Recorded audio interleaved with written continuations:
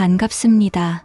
이슈 한마당입니다. 1998년부터 2000년까지 허난성 린저우시에서 살인, 강간, 강도, 절도 사건이 발생했습니다. 경찰은 범죄 현장을 확인한 결과 신고되지 않은 사건을 제외하고 성폭행 41건, 살인 18건, 강도 24건의 사건을 확인했습니다. 그러나 범인을 잡지 못하고 2년 동안 피해자만 늘어가는 현실과 경찰의 무능함을 여론과 대중들에게 비난을 받고 있었습니다. 피해자는 79세 노부인부터 18세 여성입니다. 그러나 놀라운 것은 엉뚱한 사람이 누명을 쓰고 사형 선고를 받아 2심 재판을 받고 있다는 것입니다. 경찰의 무능함이 추후 밝혀지면서 여론이 시끄러웠습니다. 2000년 12월 31일 그는 차가운 침대에서 일어나 마음을 가라앉히기 위해 담배에 불을 붙입니다. 밖에는 눈이 내리고 있었습니다. 하늘을 올려다보고 하얀 하늘에 눈이 날리며 밤하늘에 퍼지고 있었습니다. 마음속의 두려움과 불안이 심리적 방어력을 무너지고 있었습니다. 도시는 경찰관들로 가득 차 있으며 마침내 자신의 절박함을 깨닫고 자신이 무슨 일을 했는지 생각합니다. 그는 후회와 범죄의 그림자가 죄에서 벗어날 수 없음을 압니다. 자수하려는 용기와 한숨이 길게 나올 때마다 자신의 죄는 벗어날 수 없다는 것을 잘 압니다. 지난 2년 동안 끔찍하고 악랄한 범죄 속에 무자비하고 도덕적인 양심이 없었습니다. 잔인하게 여성들을 강탈하고 살인과 강간으로 사람들에게 두려움과 절망을 안겨주었습니다. 18명의 생명을 무자비하게 빼앗아 무고한 생명을 어둠 속에서 사라지게 했습니다. 잔인성과 폭력의 수준은 충격적입니다. 그는 지난날을 떠오르며 결국 자신의 범죄에 갇혀 살아온 날들을 후회하며 마음의 다짐을 다시 한번 생각합니다. 한 발 한 발 구불구불한 길에 눈을 밟으며 부모님과 친척들, 지난날의 추억이 남겨진 작은 마을을 떠나갑니다. 머리와 어깨에는 눈이 소복이 쌓이고 1시간 넘게 걸어서 마침내 허난성 린저우시 공안국 위안강 파출소 문으로 들어섭니다. 나는 자수하러 왔습니다. 그리고 많은 사람을 죽였습니다. 그는 눈을 털면서 근무 중인 경찰에게 말했습니다. 그리고 긴 한숨을 내쉬었습니다. 그의 이름은 위안추프, 수많은 번뇌와 범죄의 고통 속에서 자수하기로 결정한 것입니다. 그의 자백은 현장에 있던 경찰을 놀라게 합니다. 악이 없어 보이는 범죄자는 실제로 자신이 여성들을 죽였다고 담담하게 말했습니다. 수년간 경찰로 일하며 다양한 범죄 용의자들을 만나봤지만 위안추프 같은 인물은 처음 봤다고 말합니다. 경찰은 정신적으로 불안한 사람으로 생각했지만 난로 옆에 앉으라며 담배를 권합니다. 그는 담배를 몇 모금 마시고 사건마다 하나씩 상세한 증거를 알려주며 자백을 했습니다. 경찰은 최근 2년 사이에 발생한 사건과 일치하는 것을 확인하고 그들이 찾던 살인자라고 믿게 됩니다. 경찰은 즉시 린저우시 공안국장에게 전화를 걸어 충격적인 상황을 보고합니다. 그날 밤 린저우 공안국 지도자들은 위안추프를 신문하기 위해 경찰서로 달려왔습니다. 그는 사건을 밤새도록 자백하고 많은 사람을 죽였는데요. 일부 세부 사항이 명확하게 기억나지 않지만 시간을 주면 명확하게 설명할 수 있습니다. 경찰은 진술한 내용을 가지고 다시 한번 현장을 찾아가 확인합니다. 구치소에서 위안추프를 인터뷰한 기자들은 범인의 얼굴이 악랄한 살인범과 연관시키기 어려우며 솔직히 말하면 위안추프의 표정은 담백했고 목소리는 잔잔한 무릉덩이 같아서 눈 하나 깜빡하지 않고 사람을 죽이는 살인자 같지는 않았다고 말을 합니다. 구치소 신문실에서 위안추프는 기자에게 담배 한 대를 달라며 그는 자신의 어린 시절에 대해 이야기하기 시작합니다. 1964년 11월 17일 허난성 북부 태양산맥에 위치한 린저우시 원강진 산종묘촌에서 태어난 위안추프도 평온한 어린 시절을 보냈습니다. 가족들에게 가장 사랑받는 아이였던 그는 중학교까지 다녔습니다. 그는 내성적이었고 말을 많이 하는 것을 좋아하지 않으며 다른 사람과 다투거나 문제를 일으키는 적이 없었습니다. 그러나 타인과의 교류가 거의 없고 10대 때부터 틈만 나면 아버지의 농사 일을 도우며 중학교를 졸업할 무렵 성적이 좋지 않아서 가족의 걱정을 함께 나누기 위해 일찍 돈을 버는 것이 더 낫다고 생각했답니다. 그래서 부모님께 중학교 졸업하고 일하러 나가서 돈을 벌겠다고 말합니다. 16살 때 산시성 건설 현장에서 아르바이트를 시작해 3년 동안 알뜰하게 생활하며 번 돈을 모두 부모님에게 드렸습니다. 부모는 순종적이며 효도하는 것을 보고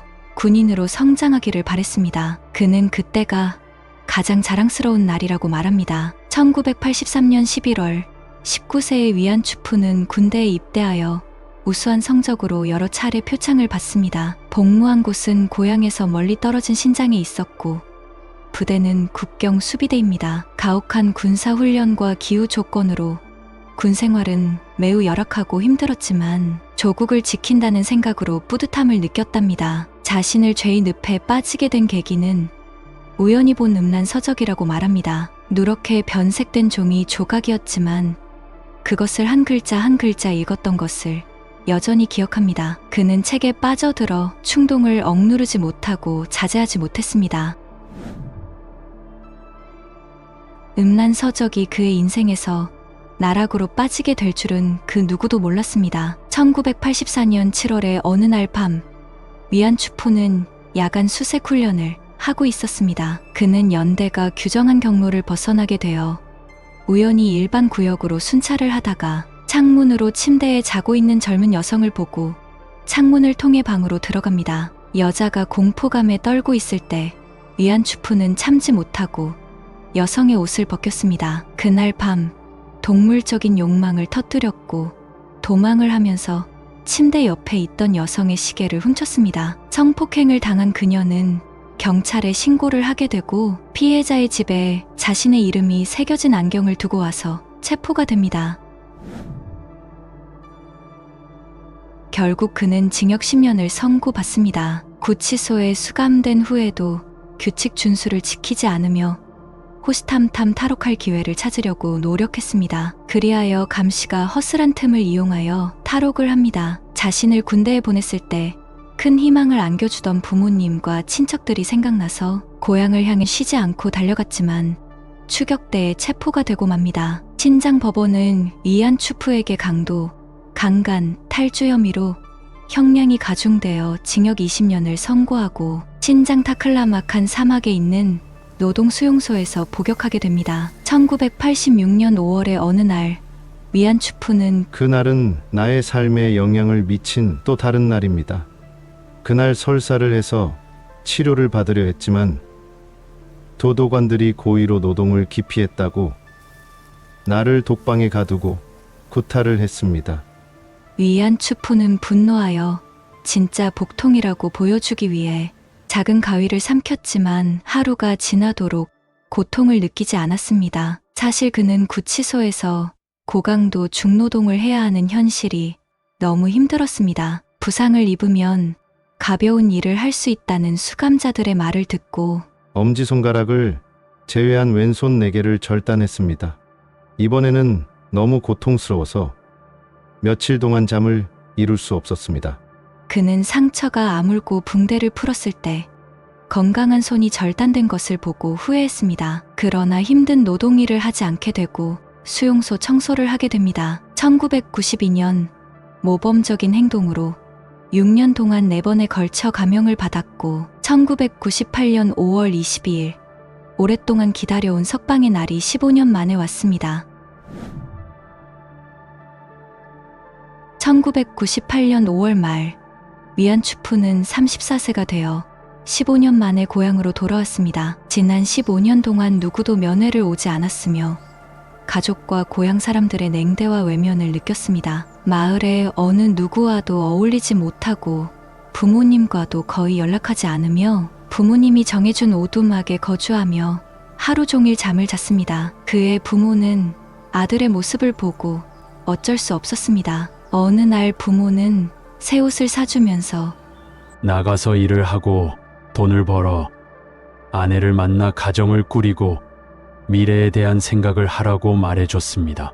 그는 부모님의 권유 끝에 직장을 구하러 나갔다가 며칠 만에 다시 집으로 돌아옵니다. 그는 전과자라고 받아주는 곳이 없어 직장을 구하지도 못하고 부모님이 주신 돈을 모두 써버렸습니다. 이러한 문제로 자주 부모와 다투게 되어 스스로 살아갈 방법을 고민하게 됩니다. 그러나 새 삶을 시작하고 싶었으나 왼손이 손상되어 일자리를 구하기가 쉽지 않았습니다. 일자리를 구하지 못한 그는 절도를 시작하게 됩니다. 그러나 철물점에서 200위안을 훔치다가 붙잡혀 10일 동안 구금됩니다. 그때부터 절도는 쉽지 않다고 느끼고 여성을 상대로 범행을 하자고 생각합니다.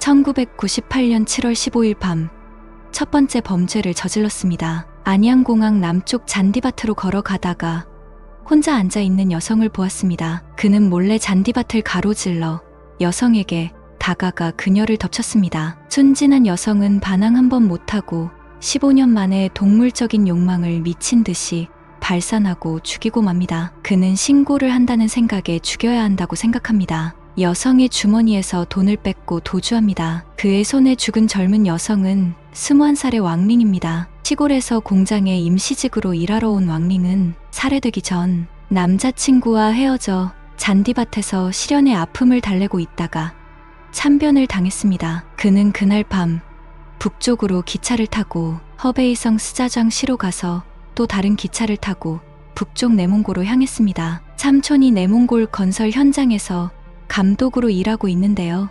생계를 위해 그곳에 가려고 했습니다. 뜻밖에도 기차를 잘못 타는 바람에 서쪽 산시성 양취안시에 도착했습니다. 1998년 7월 17일 정오 양취안시의 공장 기숙사 앞에 정원길을 걷고 있었는데요. 멀지 않은 곳에 수영장에서 첨벙거리는 소리를 들었습니다. 그가 다가가서 살펴보려고 할 때 어느 젊은 여인이 그의 눈에 나타났습니다. 이때 길에는 다른 보행자가 없었는데요. 젊은 여성이 지나가자 배고픈 늑대처럼 그녀를 덮쳤습니다. 여성이 갑자기 공격을 받으며 "뭐 하는 거야? 돈을 원하면 당장 가져오겠다고 힘겹게 말했습니다. 그는 아무 말도 하지 않고 둔기로 젊은 여성을 죽였습니다. 그리고 성폭행을 한 뒤 귀걸이, 금반지, 돈도 뺏어갔습니다. 그 뒤에 내몽골로 가서 삼촌의 공사장에서 일을 했는데요. 장애가 있는 왼손이 벽돌이나 진흙을 옮기는 무거운 일을 할 수 없었고 삼촌의 돈을 그냥 받는 것이 부끄러웠습니다. 1998년 7월 29일 정오 버스를 타고 내몽골 바오창현으로 가서 가진 돈을 모두 다 써버리고 그날 밤 11시쯤 바오창현 자이창진에서 가방을 들고 있는 젊은 여성을 발견했습니다. 그는 젊은 여성을 따라가며 조용히 먼 거리를 걸었고 젊은 여성이 주택가의 골목으로 가는 것을 보고 들고 있던 가방에서 망치를 꺼냅니다. 그녀는 둔기로 맞아 그 자리에서 쓰러지고 강간한 후에 가방에서 100위안을 훔칩니다. 그리고 고향으로 돌아와 작은 집에 숨어 매일 잠만 잤습니다. 1998년 8월 20일 20세 여성을 이단촌 근처 해변으로 끌고 가서 목을 조르자 의식을 잃었습니다. 그녀는 강간을 당하고 사망했습니다. 여성의 가방을 뒤져보니 현금 50위안과 배가 한 봉지 들어있어 땅바닥에 앉아 배를 먹은 뒤 현장을 떠났습니다. 그날 밤 젊은 여성을 따라가 기회를 엿보다가 그녀를 죽였습니다. 시신을 강간하는 과정에서 여자의 브래지어를 벗겼는데요. 브래지어 속에 2,500위안의 돈뭉치가 나타나 너무 좋아합니다. 그때부터 도둑질을 전혀 멈출 수 없었고 심지어 점점 더 중독되어 갑니다. 1999년 3월부터 허비시와 신샹현 그리고 자오쩌시와 후이샨시에서는 차를 몰고 다니며 활동했으며 그 지역에서만 11명의 무고한 사람들이 비극적인 죽음을 당합니다. 그에게 살해당하고 잔혹하게 고문을 당한 여성 중에서 최고령자는 79세 노파였으며 최연소자는 18세 여대생입니다. 2000년 6월 25일 밤 그날 비가 내렸습니다. 자오즈오시에서 2개의 알루미늄 프레임을 훔쳤습니다. 구매자를 찾기 위해 자오즈오 기차 철로를 따라 걷다가 철로 옆에 혼자 앉아있는 젊은 여성을 보았습니다. 여자에게 다가갔을 때 늑대 같은 행동으로 욕망을 채운 뒤에 그녀는 숨을 거두고 맙니다. 길가의 옥수수밭으로 시신을 끌고 가 숨기며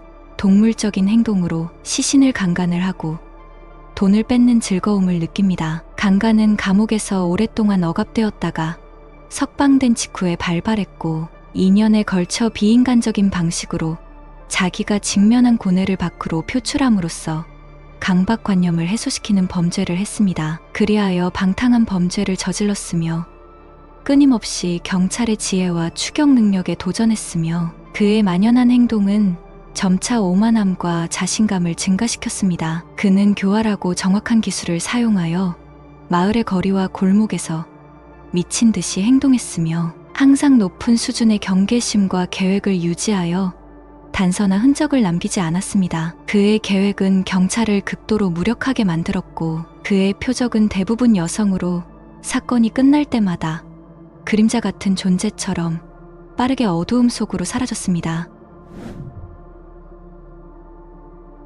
그러나 악마가 갑자기 심적의 변화를 느꼈다고 말하는데요.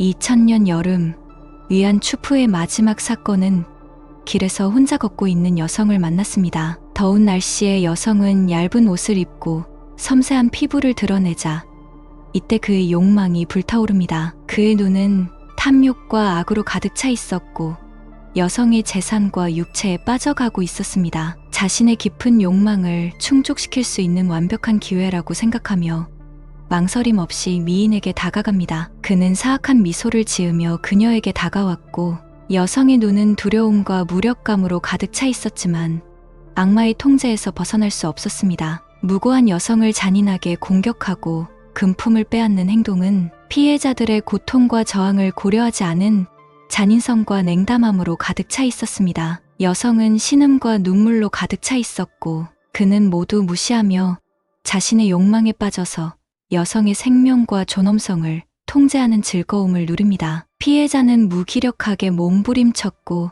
그녀의 고통의 신음소리가 악마에게 전달됩니다. 그녀의 고통에 흔들리지 않았고 악마적인 행동을 계속했으며 희생자들은 그의 먹잇감이 되었습니다. 처음 범행을 저질렀을 때 광기에서 느꼈던 기쁨과 설렘을 더 이상 찾을 수 없게 되었고 범죄를 할수록 점점 지쳐가는 그는 더 이상 살인을 하고 여성을 범하는 것에 실망감을 느끼게 되고 방에 틀어박혀 눈을 감으면 피해 빚을 갚으라고 요구하는 수많은 피해자의 얼굴이 그의 마음을 짓눌렀답니다. 그는 그런 생각을 하지 않으려고 노력했지만 몇 달 동안 밖에 나가지 못했답니다. 마침 공안기관에서 호적을 파악하고 있었는데요. 2000년 11월 22일 호적 신고를 위해 파출소에 갔을 때 그의 심리적 갈등이 가장 극심한 시기였으며 새 삶을 생각도 했으나 자신의 죄는 용서받을 수 없다고 생각합니다. 더 이상 감당할 수 없을 만큼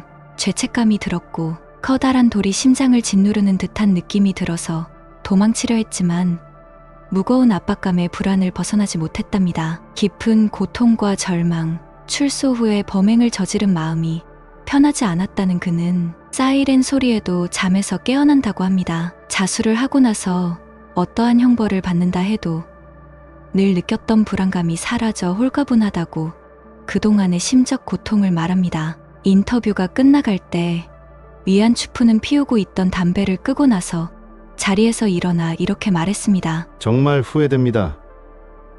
사람은 태어날 때부터 자기 관리를 잘하면 잘 살 수 있을 텐데요. 나는 그렇게 하지를 못했습니다. 그의 미친 살인은 피해자와 그 가족에게 큰 피해를 입혔습니다. 피해자 중 막내인 18세 장애는 허난성 후이샨시에 위치한 사범대학의 학생입니다. 2000년 5월 22일 밤 장애는 학교로 가는 도중에 살인자 위안 추프를 만나게 된 것입니다. 완패는 마을에 가게를 차리고 부유한 삶을 살고 있었는데요. 그날 남편과 싸우고 화가 나 가게에서 현금 2,500위안을 브래지어에 넣고 가다가 뜻밖에도 위안 추프가 그의 목숨을 앗아갔습니다. 1999년 6월 21일 밤 공장의 기술자 왕링이 퇴근길에 위안 추프에게 살해당했습니다. 뜻밖에도 범인이 잡혔다는 소식을 알리기 위해 가족들은 왕링의 묘지까지 갔다고 합니다. 피해자 니우 씨는 위안 추프에게 공격을 받고 주민에게 발견되어 급히 병원으로 이송됐지만 치명적인 트라우마로 정신적으로 혼란을 겪었습니다. 그리고 더욱 놀라운 것은 위안 추푸의 살인 사건으로 누명을 쓰고 사형을 선고받은 사람이 있다는 것입니다. 위안 추푸가 자수하여 진실이 밝혀져 사형에서 벗어난 사람은 진예홍입니다. 진예홍은 1998년 32세로 고등학교를 졸업하고 허난성 안양현 친샤오툰 마을에 살았습니다. 진예홍은 농사일 외에도 비수기에는 자비를 하러 나갑니다. 1998년 8월 3일 정오 취거우진 동가오핑 마을에서 30세의 가하이롱이라는 젊은 여성이 사망했습니다. 당시 가하이롱은 마을 사유지 옆에서 목이 졸려 숨졌는데요. 진예홍이 살고 있는 마을은 여성이 죽은 마을과 인접해 있었습니다. 다음 날 저녁 11시 경찰 4명이 갑자기 공장에 들이닥쳤고 야근을 하고 있는 진예홍에게 몇 가지 조사한다고 경찰서 가자는 말에 잘못한 것이 없는 그는 경찰을 따라갔습니다. 3일 뒤에 공안국은 고의적 살인 혐의로 진예홍을 구속합니다. 9월 8일 진예홍이 절차에 따라 기소와 재판이 진행됩니다. 검찰은 초등학생 3명이 학교로 가다가 사건 현장 근처에서 진예홍을 목격했다고 주장했습니다. 그러나 진예홍은 법정에서 경찰이 자백을 끌어내기 위해 고문을 했다고 말합니다. 사건 당일 자신이 범죄 현장 근처에서 단지 농작물에 비료를 주어야 하는지 알아보기 위해 갔었지만 피해자 여성을 절대 본 적이 없었답니다. 진예홍의 변호인도 범죄 현장에 나타난 진예홍을 목격한 초등학생 3명의 증언과 고문으로 받은 자백은 증거가 부족해 유죄를 선고할 수 없다고 이의를 제기했습니다. 1999년 10월 8일 1심 법원은 진예홍이 사욕을 발산하기 위해 강간이라는 사악한 생각을 품고 강간 과정에서 피해자를 사망에 이르게 한 행위가 강간 살인죄에 해당하며 진예홍에게 사형을 선고하고 피해자 가족에게 1만 위안의 경제적 손실을 배상하라고 판결했습니다. 구치소에서 진예홍은 매일 멍하니 한없이 울었답니다. 그러나 2001년 2월 린저우시 경찰이 위안 추푸라는 살인범이 자수를 하여 범행이 밝혀졌다는 소식이 전해졌습니다. 살인사건의 범죄 상황을 포함하여 범죄 현장과 일치했습니다. 한 달 뒤 허난성 고등법원은 피고인 진예홍이 강간죄를 지었다는 판결이 불분명하고 증거가 불충분하다고 무죄를 판결했습니다. 무고한 사람이 감옥에 갇혀 엄청난 신체적 정신적 타격을 입었고 막대한 재정적 손실을 입었습니다. 정부는 진예홍에게 29만 위안을 보상했습니다. 41명을 성폭행하고 여성살인 18건, 강도 24건의 사건은 잔인성과 폭력의 수준은 충격적입니다. 그는 경찰에게 자신이 저지른 범죄를 자백했으며 범죄에 대한 대가를 치르기 위해 상세한 증거와 자백을 제공했습니다. 그러나 그가 저지른 극악무도한 범죄는 사회의 분노와 비난을 불러일으켰습니다. 결국 위안 추푸는 법적 재판을 받아 법에 따라 엄격하게 진행된 재판에서 그는 사형을 선고받고 총사령으로 처형됩니다. 경찰은 범인을 잡지 못하고 무고한 사람을 사형수로 만들 뻔했던 사건을 보면서 안타까운 마음입니다. 피해자들의 명복을 빕니다. 시청해주셔서 감사합니다.